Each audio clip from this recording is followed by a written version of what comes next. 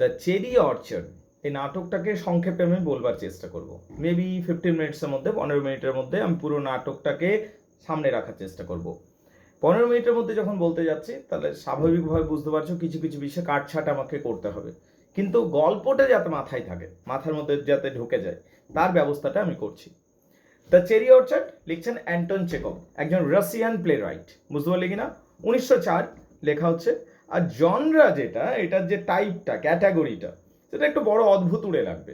তার কারণ এই নাটকটা না কমেডি হয়েছে না ট্র্যাজেডি হয়েছে, এটা খানিকটা ট্র্যাজি কমেডির ক্যাটাগরিতে। মানে লেখক বানাতে গেছিলেন কমেডি, কিন্তু আমাদের কিন্তু এটা কমেডি ততটা মনে হবে না, কিন্তু এটাকে খানিকটা ট্র্যাজেডিও মনে হতে পারে।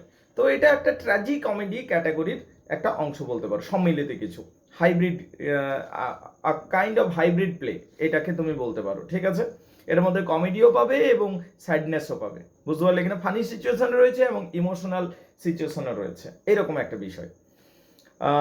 এই যে নাটকটা রয়েছে, এই নাটকটার মধ্যে বেশ কয়েকটা হাস্যরসিক চরিত্র রয়েছে এবং অদ্ভুতুড়ে চরিত্রও রয়েছে। তবে এর প্রেক্ষাপটটা সব থেকে বেশি গুরুত্বপূর্ণ। রাশিয়াতে একটা সময়ে একটা বিশাল সামাজিক এবং রাজনৈতিক পরিবর্তন হয়েছিল এবং একটা নিয়ম হয়েছিল যে যারা জমিদার তারা আর জমিদার থাকবে না, মানে জমিদারি ব্যবস্থা অবলুপ্ত করা হয়েছিল।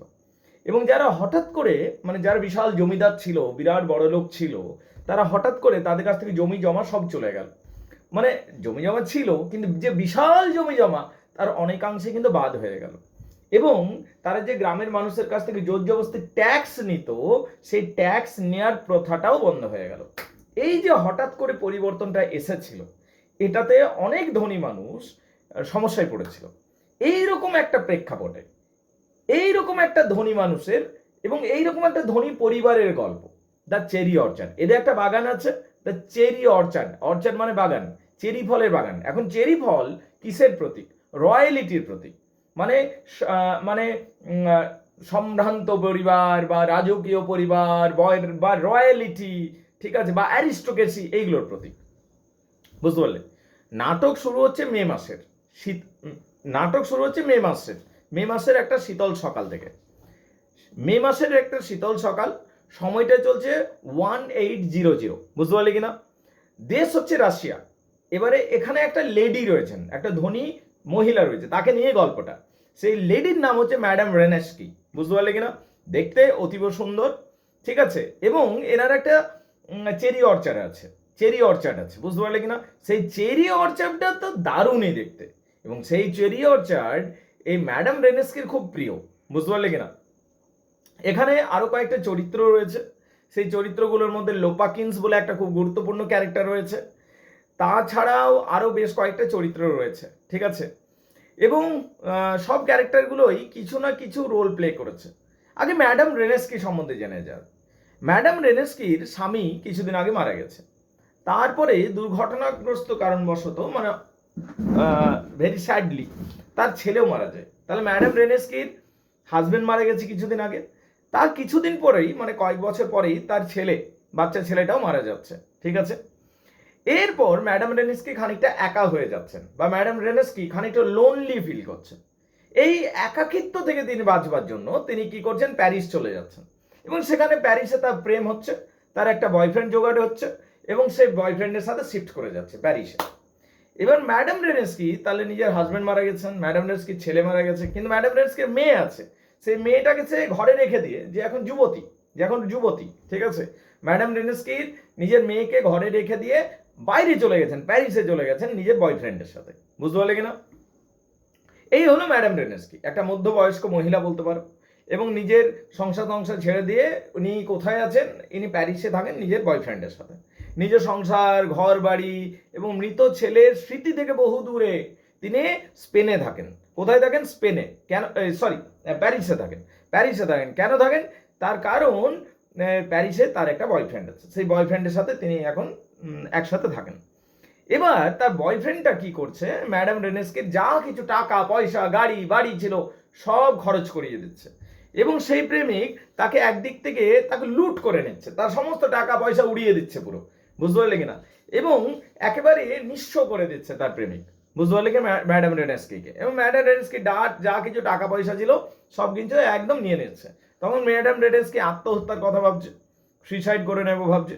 ঠিক এই সময়ে ম্যাডাম রেনেস্কিকে ফিরিয়ে আনতে যাচ্ছে তার মেয়ে আসছে। মানে ভারতে তো উল্টো হয়, মারা যায় মেয়েকে ফিরিয়ে আনতে, চল চল চল ভুল করেছি, চল বাড়ি ফিরে চল। এখানে আবার মেয়েরা যাচ্ছে তার মাকে ফিরিয়ে আনতে।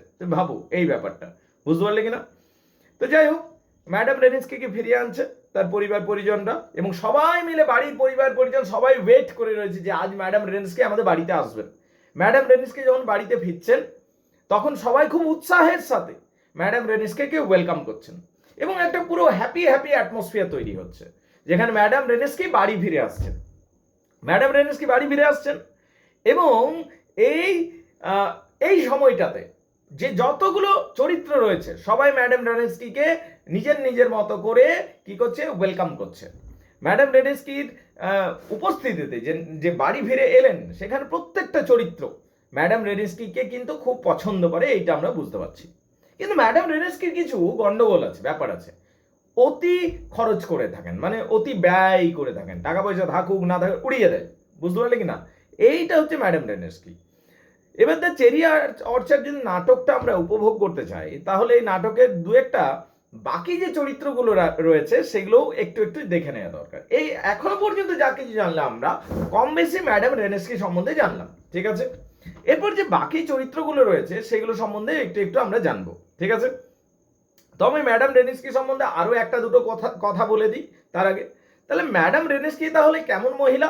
একটা অভিজাত মহিলা, যিনি শৈশব থেকে বড় হয়েছেন একদম বিলাসিতার মধ্য দিয়ে, এবং ঘটনাচক্রে তার বিয়ে হয়েছিল একটা ধনী মানুষের সাথে, কিন্তু সেই ধনী মানুষ কিছুদিনের মধ্যে মারা যান, এবং তার ছেলেও আছে মেয়েও আছে। ঘটনাচক্রে তার ছেলেও কিছুদিন আগে মারা গেছে, এবং তারপরে এই ম্যাডাম রেনেস্কি নিজের মেয়েদের ছেড়ে দিয়ে, যারা যুবতী, অলরেডি যুবতী হয়ে গেছে মেয়েরা, তাদের ছেড়ে দিয়ে প্যারিস চলে গেছেন, এবং সেই প্যারিসে সেখানে একটা নতুন বয়ফ্রেন্ড জুটিয়েছেন, এবং সেই বয়ফ্রেন্ডের সাথে তিনি থাকতে শুরু করেছেন। ম্যাডাম রেনিস্কির মদ্যপানের একটা হ্যাবিট রয়েছে, মানে প্রচুর মদ্যপান করেন। এবং ম্যাডাম রেনিস্কির দুটো মেয়ে বর্তমানে, একটা অ্যাডপ্টেড ডটার, একটা এমনি মেয়ে, বুঝতে পারলে, একটা বায়োলজিক্যাল ডটার। এখন যে অ্যাডপ্টেড ডটার রয়েছে, ঠিক আছে, প্রথম কন্যার নাম হচ্ছে বারবেরা, এবং যিনি একটা অ্যাডপ্টেড ডটার, বুঝতে পারলে কিনা। আর যে যে কনিষ্ঠ মেয়ে, মানে ছোট মেয়ে, তার নাম হচ্ছে আনাইয়া। এইটা হলো ম্যাডাম রেনেস্কির গল্পটা। ম্যাডাম রেনেস্কির তাহলে দুটো মেয়ে রয়েছে যারা ঘরে থাকে, এবং ম্যাডাম রেনেস্কি এদিকে ছেড়ে দিয়ে, যুবতী মেয়েগুলোকে ছেড়ে দিয়ে প্যারিস চলে গেছিল, বুঝতে পারলে কিনা। তাহলে ম্যাডাম রেনেস্কির যে দুটো মেয়ে রয়েছে, একটা অ্যাডপ্টেড কিন্তু, সেটা খেয়াল রাখবে। সেই মেয়ের নাম হচ্ছে আনাইয়া, যে অ্যাডপ্টেড ডটার তার নাম বারবারা, এবং নিজের মেয়ে যেটা বায়োলজিক্যাল ডটার সেটা হচ্ছে আনাইয়া। তাহলে বারবারা বড় মেয়ে, যে অ্যাডপ্টেড ডটার, আর বায়োলজিক্যাল ডটার যে নিজের মেয়ে, সে হচ্ছে আনাইয়া। এই দুজনেই বাড়িটাকে মোটামুটি ভাবে সামলে রাখে, বুঝতে পারলে কিনা। এরপরে আমরা জানতে পারি যে জমি জমা ইত্যাদি, যে বাড়ি ঘর কে দেখছে, মেনলি আমরা দেখতে পাচ্ছি বারবেরা, যে তার বড় মেয়েটা রয়েছে, সে মোটামুটি ঘর দৌড় সামলে রাখে, বুঝতে পারলে কিনা। বড় মেয়ে যে অ্যাডপ্টেড ডটার, সেই সবকিছু দেখে রাখে, এবং তার মধ্যে কাইন্ড অফ ম্যাচিউরিটি তুমি দেখতে পাবে, বুঝতে পারলে কিনা, বারবেরার মধ্যে। এবং বারবারা জমি জমা সম্পত্তি বাড়ি ঘর সবকিছুকে ভালো করে সামলে রাখেন। এরপরে আমরা দেখতে পাচ্ছি যে আরেকটা চরিত্র রয়েছে যার নাম হচ্ছে লোপাকিন। এই লোপাকিন, ঠিক আছে, হলো একটা যুবক।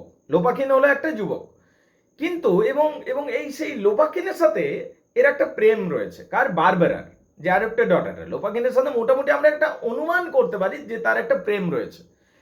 যদি আমরা বারবেরার মনের ইচ্ছা জানতে পাই, বারবেরা হয়তো সন্ন্যাসিনীও হতে চায়, কিন্তু সন্ন্যাসী হওয়ার জন্য যে ট্রেনিং লাগে, টাকা পয়সা লাগে, ঠিক আছে, সেইগুলো তার কোনোটাই নেই, বুঝতে পারলে কিনা।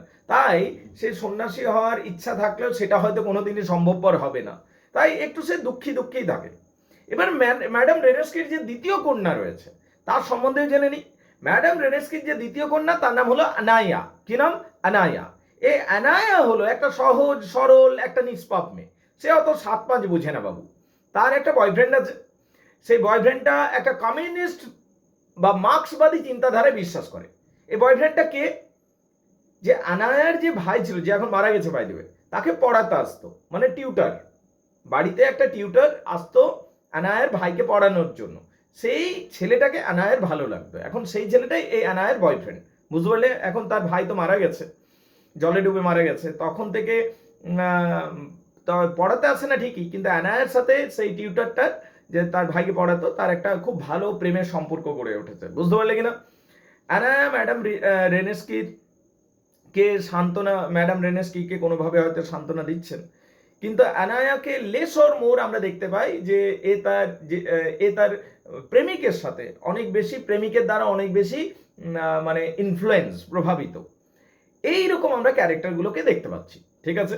এছাড়া গিয়েফ বলে একটা ক্যারেক্টার রয়েছে, যে একটা পুরুষ চরিত্র, গিয়েফ, এবং ম্যাডাম রেনেস্কির অবিবাহিত ভাই, মানে বিয়ে হয়নি কিন্তু অবিবাহিত ভাই, এ একটা সেই খুব, এও সেই অতিব্যয়ী বলতে পারো, একটা একটা একটা সেই সম্ভ্রান্ত চরিত্র, বুঝতে পারলে কিনা? যে যে কিন্তু বিয়ে করেনি, কিন্তু কোনো কাজ ভাজ করে না, অলসভাবে এলাহিপনা করে বেড়ায় সবাইকে, আমি জমিদার, আমি জমিদার, এই ব্যাপারটা এর মধ্যে অনেক বেশি রয়েছে। ম্যাডাম রেনেস্কির পরিবারেই ইনি বাস করেন, এমনি কাজকর্ম ইনি বিশেষ কিছু করেন না। তাহলে এইগুলো হলো ক্যারেক্টারগুলো। আগে বলো এই ক্যারেক্টারগুলো মোটামুটি বুঝতে পেরেছো কিনা, আগে এইটুকু আমাকে বলো, তারপর আমি প্লটটাতে আসছি, এন্ট্রি করছি। প্লটটা কিছুটা আন্দাজ করিয়ে দিয়েছি, কিন্তু আগে আমাকে ক্যারেক্টারগুলো সম্বন্ধে মোটামুটি একটা ধারণা হয়েছে কিনা আমাকে আগে একটু বলো। ওকে, পরের অংশে জানা যাক। পরের অংশটা, এই যে ম্যাডাম রেনেস্কে বলছি না, এগুলো তো বানানটা লিখতে সুবিধা হবে, আসলে কিন্তু ম্যাডাম রেনেস্কি উচ্চারণটা নয়, উচ্চারণ কিন্তু ম্যাডাম রেনিভ, বুঝতে পারলে? আসলে রাশিয়ান উচ্চারণ এগুলো, এগুলো সেই জন্য আমরা এবার ইংরাজি উচ্চারণ শুনে, ব্রিটিশ উচ্চারণ শুনে, আমেরিকান উচ্চারণ শুনে আমরা অভ্যস্ত, রাশিয়ান উচ্চারণগুলো একটু গন্ডগোল হয়ে থাকে।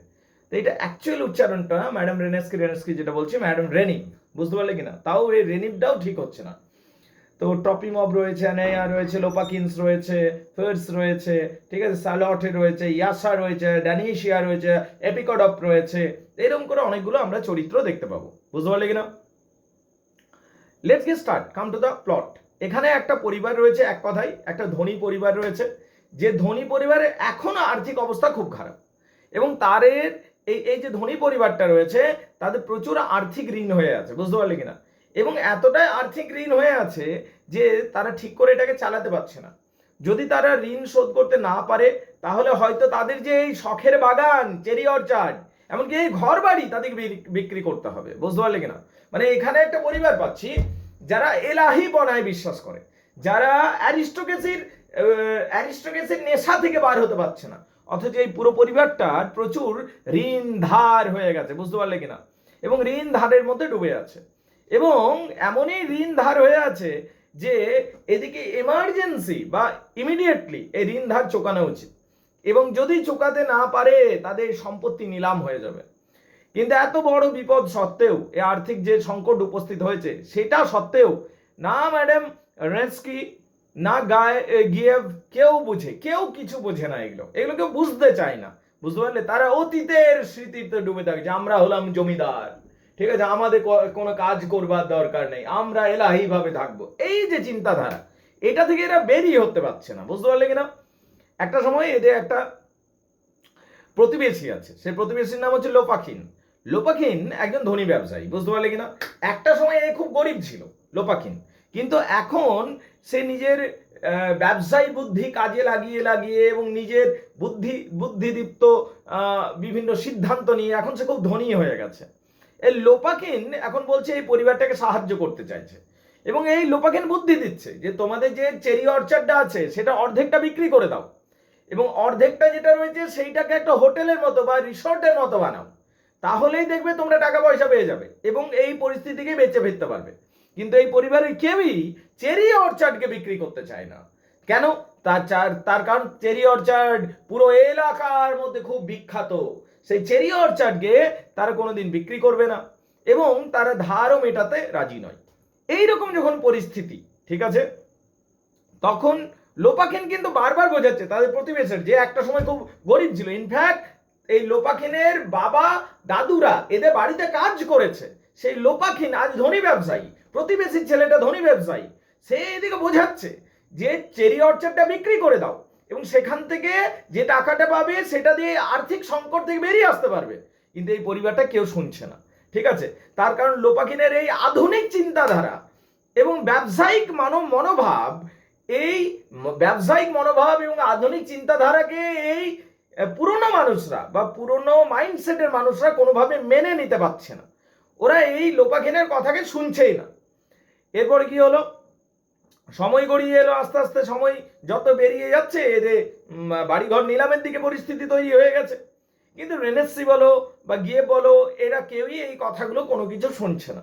না ম্যাডাম রেনেসকে শুনছে, না তার ভাই শুনছে, না বাড়ির কোনো ক্যারেক্টার শুনছে। অথচ অথচ এই যে ক্যারেক্টার, এই যে লোপাখিন নামক ক্যারেক্টারটা রয়েছে, বারবার সকলকে বোঝানোর চেষ্টা করছে যে চেরি অর্চার্ডে বিক্রি করে দাও এবং সেখান থেকে এই আর্থিক সংকট থেকে বেরিয়ে আসতে পারবে। কিন্তু কেউ এরা শুনছে না সেটা, বুঝতে পারলে কিনা? অতীতের প্রতি তাদের আবেগ এবং বাস্তব সিদ্ধান্ত নিতে তাদেরকে বাধা দিচ্ছে। তাদের ওই চেরি অর্চার্ডের প্রতি বিরাট আবেগ রয়েছে, ভালোবাসা রয়েছে, যেটার জন্য এরা বাস্তব সিদ্ধান্ত নিতে পারছে না। তারা অর্থ অপচয় করতে থাকে ফলে, এবং অলৌকিক কোনো সমাধানও আশা করতে থাকে যে অলৌকিকভাবে আমাদের সব কিছু ঠিক হয়ে যাবে। অলৌকিকভাবে কি করে ঠিক হবে? তোমাকে নিজে থেকে সিদ্ধান্ত নিতে হবে।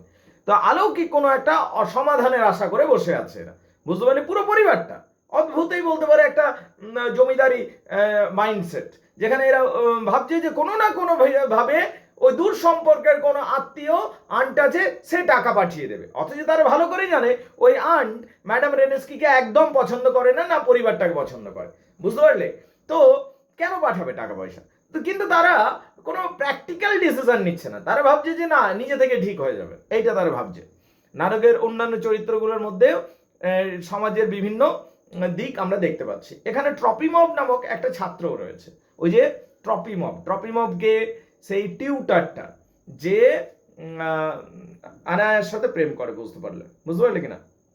সেই ট্রপিমভ নামক একটা ক্যারেক্টারটা রয়েছে।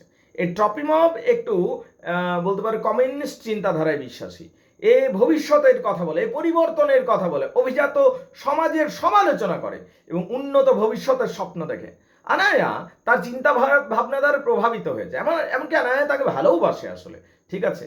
অন্যদিকে ফিটস নামক এক বৃদ্ধ কর্মচারী রয়েছে বাড়িতেই। ও পুরনো যুগের সার্ভেন্টদের প্রতীক, লয়াল সার্ভেন্ট। যতদিন বেঁচে থাকবো এই ঘরের সার্ভেন্ট হয়ে বাঁচবো। এবং মালিকদের প্রতি তার একটা বিশ্বাস রয়েছে যে সময় বদলে গেলেও এই মালিকরাই আমার কিছু ব্যবস্থা করে দেবে। গল্প আস্তে আস্তে এগিয়ে যেতে লাগলো, পরিবারের সংকট, আর্থিক সংকট বাড়তে লাগলো এবং শেষে নিলামের দিন উপস্থিত হলো। কিন্তু নিলামের দিন উপস্থিত হলে কি হবে? ম্যাডাম রেনেসকে আবার পার্টি রেখে দিয়েছে ঘরে। যা বিরাট পার্টি হচ্ছে ঘরে, নিলামও চলছে, ওইদিকে ব্যাংকে নিলাম চলছে ঘর, কিন্তু এরা ঘরের মধ্যে পার্টি করছে, বুঝতে পারলে কিনা? এবং ম্যাডাম রেনেসকি যেমন তেমন ভাবে টাকা উড়াচ্ছে। এবং শেষে জানতে পারি লোপাখিন, শেষ পর্যন্ত আমরা জানতে পারছি যে লোপাখিন সমস্ত জমিটা কিনে নিচ্ছে। প্রতিবেশী যে এদিকে বোঝানোর চেষ্টা করছিল বিক্রি করে দাও জমিটাকে, বিক্রি করে দিলে সেই দিকে তোমাদের বাড়ি ঘরটা বাঁচানো সম্ভব হবে, কিন্তু এরা যখন কেউ শুনছে না, নিলাম হচ্ছেই, ব্যাংক যখন নিলাম করছেই, তখন লোপাখিনেই সে ঘরটাকে কিনে নিচ্ছে, বুঝতে পারলে কিনা? এবং এই জায়গাটা একটা বড় টুইস্ট বলতে পারো। যে লোপাখিন এই বাড়িতে, যে লোপাখিনের বাপ ঠাকুর দ্বারা এই বাড়িতে একদিন সার্ভেন্ট হিসাবে ছিল, সে আজ বাড়িটাই কিনে নিচ্ছে। এবং একদিন যে সার্ভেন্টের ছেলে ছিল, সে আজকে বাড়ির মালিক হয়ে যাচ্ছে এবং এই অভিজাত পরিবারটা যেন সবকিছু হারিয়ে ফেলছে। এটা একটা সমাজের যে বড় পরিবর্তন হয়েছিল, সেই পরিবর্তনকে দেখাচ্ছে, বুঝতে পারলে কিনা? যখন কিনে নিচ্ছে জমিটা, তখন কিন্তু লোপাখিন কি করছে? বলছে ওই চেরি বাগানকে কেটে ফেলো, তার কারণ চেরি বাগানকে আমি রাখতে চাই না, তার কারণ ওই জায়গাটাকে আমি নিজের মতো করে ব্যবসায়িক এবং বাণিজ্যিক কাজে লাগাতে চাই। শেষ পর্যন্ত চেরি বাগানকে কাটতে শুরু করা হয়ে যাচ্ছে, কিন্তু বাড়ির পরিবারের সদস্যরা তখনও ঘরে রয়েছে। কিন্তু হঠাৎ করে গাছ কাটার যখন শব্দ শুনছে, তখন তারা ছুটে আসছে এবং তারা বলছে কে গাছ কাটছে, আমাদের উপস্থিতিতে কেন গাছ কাটছো? তখন তাদের মনে পড়ছে জমি জমা ঘর বাড়ি তো সব কিনে নিয়েছে, কিন্তু তবু যে নতুন মালিক সে গাছ কাটতে বন্ধ রাখছে, তার কারণ এই পরিবারের লোকেরা বেরিয়ে যাক, তারপরে গাছ কাটা হবে। এই যে গাছ কাটা এবং বাগানকে নষ্ট করে দেয়া, তার মানে হলো অভিজাত সম্প্রদায় শেষ হয়ে যাচ্ছে। এটা যেন তারই সিম্বলিজম চলছে, বুঝতে পারলে? শেষ পর্যন্ত আমরা দেখতে পাচ্ছি ম্যাডাম রেনেসকি এবং সমস্ত ঘরের লোকজন সবাই ঘর ছেড়ে চলে যাচ্ছে। ম্যাডাম রেনেসকির কাছে চিঠি পৌঁছাচ্ছে, তার বয়ফ্রেন্ড আবার তাকে ডেকেছে। ম্যাডাম রেনেসকি সম্ভবত তার বয়ফ্রেন্ডের কাছে আবার ফিরে চলে যাবে এবং বাড়ি থেকে সবাই বেরিয়ে চলে যাচ্ছে। শুধুমাত্র যে বৃদ্ধ সার্ভেন্ট সেই শুধু ওই বাড়িটার মধ্যে রয়ে যাচ্ছে, ফাঁকা বাড়িতে রয়ে যাচ্ছে। বৃদ্ধ কর্মচারীকে সবাই ভুলে গিয়ে সবাই বেরিয়ে চলে যাচ্ছে। সে শান্তভাবে শুয়েই রয়েছে, সে তো প্রায় বয়স্ক হয়ে গেছে, তার যে কি হবে nobody knows, no answer is given in the play. এখানে কিন্তু সেই উত্তর কোনো কিছু দেখা যায়নি। এবং এই নাটকটা এইভাবে দুঃখজনকভাবে শেষ হচ্ছে। এই নাটক যে শেষ হচ্ছে, এখানে একটা আশাও রয়েছে। কিসের আশা? একটা নতুন প্রজন্ম যে ভবিষ্যতের কথা ভাবে, সেই আশা রয়েছে। ট্রপিমভের মতো যে নতুন প্রজন্ম রয়েছে, তারা যে ভবিষ্যতের কথা ভাবে, সেইটা আমরা দেখতে পাচ্ছি। তার পরিবর্তনকে অ্যাকসেপ্ট করতে চাই, এবং পুরনো প্রজন্ম যেটা করতে পারেনি, নতুন প্রজন্মের সবাই সেটা করতে পারছে, এইটা দেখতে পাচ্ছি। অবশ্যই বলা যায় দ্য চেরি অর্চার্ড, এটা শুধুমাত্র একটা পরিবারের সম্পত্তি হারানোর গল্প নয়, বরং এটা একটা সমাজের বড় পরিবর্তনকে দেখায়। এখানে অ্যান্টন চেকভ একটা খুব সাধারণ ঘটনা এবং চরিত্রের পরিবর্তনের মাধ্যমে জীবনের গভীর সত্যকেও তুলে ধরেছেন। একটা পরিবারের কথাকে সামনে রেখে সমাজে যে কি পরিবর্তন ঘটেছিল সেই সময়, সেইটাকে আমাদের দেখিয়েছেন। শুধুমাত্র এখানে ম্যাডাম রেনেস্কের পরিবার নয়, বা ম্যাডাম রেনেবের পরিবার নয়, এখানে এইরকম প্রচুর পরিবারে, ধনী পরিবারে এই ঘটনাটাই কম বেশি হয়েছিল। এই নাটক আমাদের শেখায় যে সময়ের সাথে সাথে পরিবর্তিত হওয়াটা কতটা জরুরি। যারা এটা করতে পারে না, তারা ম্যাডাম রেনেস্কিয়া বা ম্যাডাম রেনেস্কিয়ের মতো, বা রেনেস্কিয়ার মতো, বা ম্যাডাম রেনিবের মতো, তারা কি হয়ে যায়? একদম বিপদে পড়ে যায় শেষ পর্যন্ত। তো এইটা হলো দ্য চেরি অর্চার্ডের মূল গল্পটা। আশা করি এই গল্পটা মোটামুটি ভাবে মাথায় রাখার জন্য যথেষ্ট। এবার আমাকে বলো কার কি প্রবলেম আছে বা কি আছে না আছে। এটা হলো দ্য চেরি অর্চার্ড। তোমাদের যদি এবার কিছু কোয়েশ্চেন আছে দ্য চেরি অর্চার্ড নিয়ে, আমাকে এবার বলতে পারো, বলো। তাহলে গাইজ, আজকে চেষ্টা করলাম 10-15 মিনিটের মধ্যে দ্য চেরি অর্চার্ড বা অ্যান্টন চেকভকে বোঝানোর। তবু প্রায় 21 মিনিট পার হয়ে গেল। তবু 21 মিনিট যারা এই কথাগুলো শুনেছো, আশা করি দ্য চেরি অর্চার্ড গল্পটা মোটামুটিভাবে মাথায় বসে গেছে।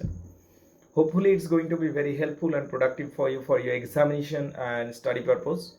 যারা রুল অ্যান্ড স্টোরি চ্যানেলকে দেখছো এবং রুল অ্যান্ড স্টোরি চ্যানেলকে রেগুলারলি ফলো করো, তারা সবাই জানো যে আমরা প্রত্যেকটা পড়াকে কতটা ডিটেলস এবং আন্তরিকতার সাথে বোঝানোর চেষ্টা করি। যদি এই চ্যানেলকে ভালো লাগছে, তাহলে অবশ্যই চ্যানেলকে শেয়ার করো বন্ধুদের মধ্যে, ভিডিওসগুলো শেয়ার করতে পারো, লাইক করতে পারো, অ্যান্ড কমেন্টে করতে পারো।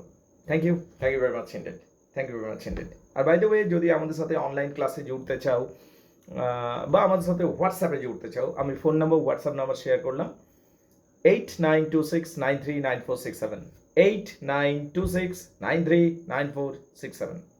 যদি আমার সাথে অনলাইনে ক্লাস করতে চাও, এই হোয়াটসঅ্যাপ নাম্বার দিলাম, আমার সাথে জুড়তে পারো 8926939467। আরও কিছু ভিডিও দেখে নিতে পারো, তাহলে বুঝতে পারবে আমরা কিভাবে পড়াশোনাটা করি। যদি আমি যেভাবে বোঝাচ্ছি, এই পড়াশোনার স্টাইলটা যদি তোমার পছন্দ হচ্ছে, তবে তুমি চাইলে জুড়তে পারো। দেখো, পড়াশোনার 3টে স্তর আছে। প্রথমটা হচ্ছে বোঝানোটা, মানে ফার্স্ট আন্ডারস্ট্যান্ডিং, এইটার উপর আমি সবথেকে বেশি জোর দিই। দ্বিতীয় হচ্ছে নোটস মেকিং। এই যে নোটসগুলো রয়েছে না, এই নোটসগুলো স্টুডেন্টসদের দেওয়া হয়, যেগুলো পরীক্ষার জন্য কাজে লাগে। মানে এখান থেকে ভেরি হাই কোয়ালিটি নোটস, ঠিক আছে? এই নোটসগুলো কাজে লাগবে, আর এখান থেকেই আসবে পরীক্ষাতে। আর 3 নম্বর হচ্ছে সাজেশন। যে সাজেশনের ব্যাপারটা রয়েছে, সাজেশনে বিভিন্ন ভালো ইউটিউব চ্যানেল আছে, তারা সাজেশন দেয়। আমাদের নিজস্ব সাজেশন রয়েছে, ঠিক আছে? এই সাজেশনের ব্যাপারটাও পুরোপুরি মোটামুটিভাবে তুমি নিশ্চিত থাকতে পারো। তো 3টে স্তর একেবারেই আমরা কভার আপ করে নিই। পড়াটা বোঝাটা খুব ইম্পর্টেন্ট, যেটা ভালো করে বুঝি ডিটেলসে। 2 নম্বর নোটসগুলো খুব হাই কোয়ালিটি নোটস, এইটাকে আমরা রাখি। আর 3 নম্বর হচ্ছে সাজেশনটাকে আমরা খুব ভালো করে ফলো করি। তাহলে তোমার পরীক্ষাতে রেজাল্ট ভালো হতে বাধ্য। বাই দ্য ওয়ে, এই ভিডিও দেখার জন্য অনেক ধন্যবাদ। Thank you very much indeed.